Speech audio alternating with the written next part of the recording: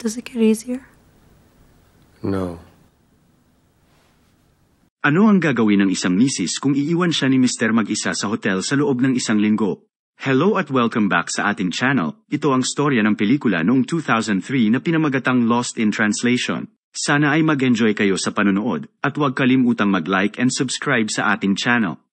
Ang 55 taong gulang na aktor na si Bob ay tila nakakaranas ng midlife crisis. Siya ay nasa Tokyo para sa isang commercial shoot ng Japanese whiskey brand. Pagdating sa hotel ay sinalubong siya ng Japanese crew na makakatrabaho niya mamaya. Isang staff ng hotel ang nagbigay sa kanya ng fax message mula sa kanyang asawa kung saan pinaalam nito na kaarawan ngayon ng kanilang anak.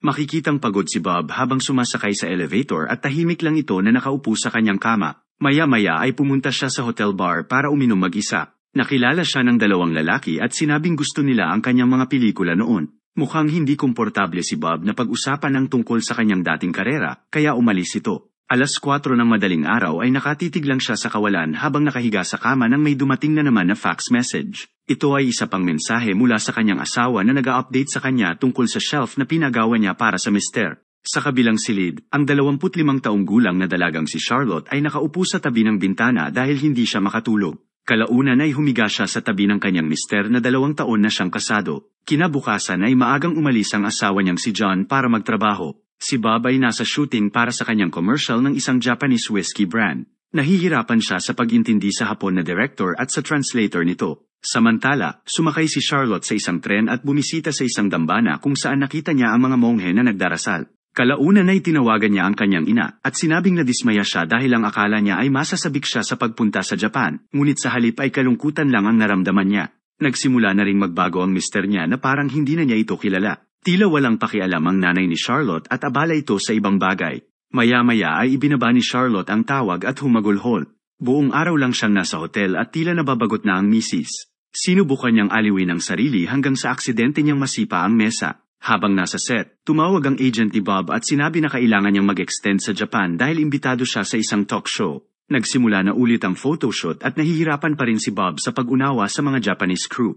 Nang gabing iyon, pumunta si Tatang sa bar ng hotel at uminom ng mag-isa. Nasa kabilang table naman si Charlotte kasama ang mister at mga kaibigan nito. Nakatitig lang siya kay Bob nang nakangiti at ngumiti rin naman si Tatang. Pagkaraan ng ilang sandali, hiniling ni Charlotte sa waiter na bigyan ng isang baso ng whiskey si Bob. Ininom ito ni Bob at nagpasalamat. Kinabukasan, nakasalubong ni na Charlotte at John si Kelly, isang artista sa Hollywood na nakatrabaho noon ng mister. Masaya silang nag-usap ngunit tila na OP naman si Mrs. Inaanyayahan sila ni Kelly na uminom minsan at pagkatapos ay umalis ito. Isang gabi, hindi makatulog si Charlotte kaya nagpasya siyang pumunta sa hotel bar. Umupo siya sa tabi ni Bob at tinanong ito kung ano ang ginagawa niya sa Japan. Giit ni Bob ay binayaran siya ng $2 milyong para mag-endorso ng whiskey. Tinanong din siya ni Bob, at sagot ng misis ay sinamahan lang niya ang kanyang asawa na isang photographer. Si Charlotte ay 2 taon ng kasado habang si Bob naman ay 25 taon nang nakatali. Makikita na tila pareho silang hindi masaya sa kani-kanilang buhay.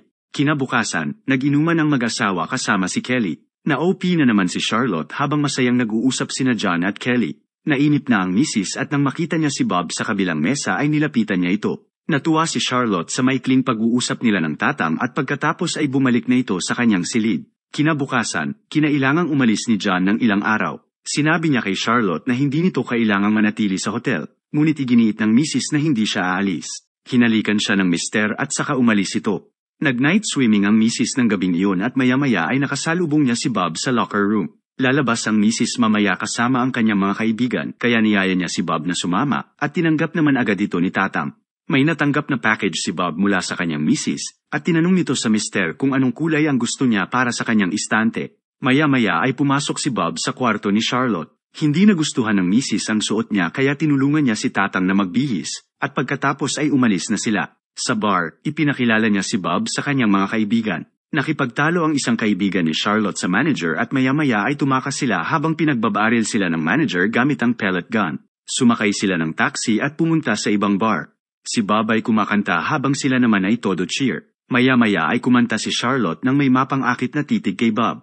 Muling kumanta si Bob at sa pagkakataong ito ay nagkatitigan silang dalawa. Kalaunan ay dinala ni Bob ang lasing na si Charlotte sa kanyang silid. Nilagyan niya ito ng kumot at saka umalis. Pagkatapos ay tinawagan ni Bob ang kanyang asawa at ibinahagi ang masaya niyang gabi kung saan nakilala niya ang iba't ibang tao sa bar. Tila walang pakialam ang misis at abala ito sa pag-aalaga sa kanilang anak. Kinabukasan, kumain sina Bob at Charlotte sa isang Japanese restaurant at masaya ang misis na kasama si Tatang. Ipinakita niya kay Bob ang nasugatan niyang paa nang aksidente niyang masipa ang mesa noong isang araw. Akala niya ay nagbibiro lang si Bob na dadalhin siya nito sa ospital, pero ginawa talaga ito ni Tatang. Sa ospital ay ipina-x-ray ang kanyang paa at paglabas ng misis ay binigyan siya ni Bob ng stuffed toy. Nang gabing iyon, lumabas muli ang dalawa kasama ang kanilang mga kaibigan, ngunit ang mga lalaki ay abala sa panunood ng mga nakahubad na mananayaw, kaya umalis na lang sila. Masaya silang tumatakbo sa abalang lansangan ng Tokyo patungo sa kanilang hotel. Hindi makatulog si Charlotte at pagbangon niya ay nakita niya ang sulat mula kay Bob na tinatanong kung gising pa siya. Pumunta siya sa kwarto ni Tatang kung saan sila ay nag-inuman habang nanonood ng TV. Maya-maya pa ay nakahiga na sila sa kama habang nag-uusap. Feeling ni Charlotte ay walang direksyon ang kanyang buhay dahil hindi siya magaling sa anumang bagay. Giit ni Bob ay matutuklasan din niya ito. Tinanong naman ni Charlotte kung nagiging mas madali ba ang buhay mag-asawa habang tumatagal, at sagot ni Bob ay masaya ito nung una ngunit kalaunan ay lumalamyanan nang magkaroon na sila ng mga anak. Kinabukasan, sumakay ng tren si Charlotte at naglakbay patungong Kyoto. Samantala, lumabas si Bob sa isang nakakatawang talk show kung saan tila hindi siya naaaliw. Nang maglaon ay pinanood niya ito sa TV at nadismaya siya na makita kung paano siya naging isang katawa-tawang celebrity. Pumunta siya sa bar at uminom mag-isa. Umupo sa tabi niya ang jazz singer, at kinabukasan ay makikitang may nangyari sa kanila kagabi. Maya-maya ay kumatok si Charlotte at nalaman niyang may kasamang babae si Tatang. Umalis ang misis na dismayado. Sabay silang nag-lunch at masama pa rin ang loob ni Charlotte habang tinatanong ang tungkol sa babae na kasama niya sa kwarto, pero si Bob, tahimik lang. Nang gabing iyon, nagising si Charlotte dahil sa isang fire alarm. Sa labas ay nilapitan siya ni Bob at sinabing aalis na siya bukas. Giit ng misis ay mamimiss niya ito. Pagkatapos ay pumunta sila sa hotel bar sa huling pagkakataon. Sinabi ni Bob na hindi niya gustong umalis at sinabihan siya ni Charlotte na manatili kasama niya. Hindi alam ni Bob ang isasagot at nagkatitigan lang sila. Sa elevator, mabilis silang naghalikan para mag-good night.